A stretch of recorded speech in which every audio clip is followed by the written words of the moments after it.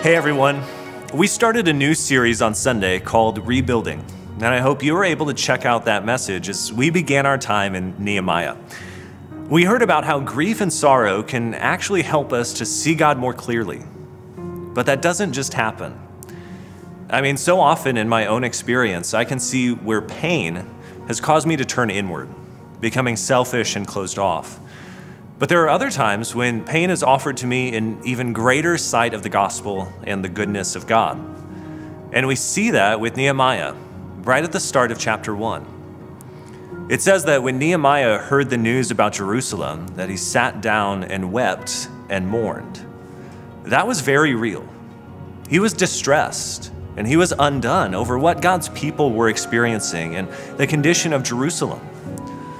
And even though that grief existed, Nehemiah aimed it toward God.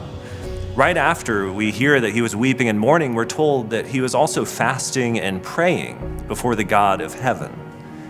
He didn't just give up, but he pursued God, even in the difficult situations. The pain, discomfort, grief, whatever it is, can stir something in us and actually empower our efforts toward our God, who tells us that those won't last forever. One of the times I've experienced this myself was when my dad had been given only a few weeks to live.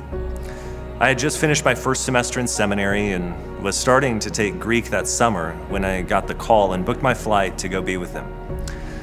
My stepmom, sister, and I kind of came up with a routine to care for my dad where my sister and I would stay up all night, and then my stepmom would get up in the morning, my sister and I would get some sleep, and then we'd all overlap a bit in the afternoon. And we would do that again, and again, and again. And it was hard. It was hard to stand in front of my dad's decline and ultimately his death. But one morning, after my stepmom got up and my sister went to bed, I went to the front porch where my dad and I spent countless hours and wrote my friend a letter, telling him that in midst of it all, I had never been more convinced of the gospel. Yes, there was pain and grief and sorrow, but it showed me that gospel more clearly. It offered me a truer perspective, reminding me that God continues to call me beyond the things that hurt, for His glory and my joy. And that's for you as well. Pain and sorrow can and will exist, and they can and should motivate us to continue to seek after the purposes of God. We're going to see how that plays out with Nehemiah in the coming weeks, how the troubles of his world aimed him toward God. And I hope you and I have that same experience in these days, that when pain and sorrow show themselves, we would grieve, yes, but grieve aiming ourselves toward Him and the hope He offers to us.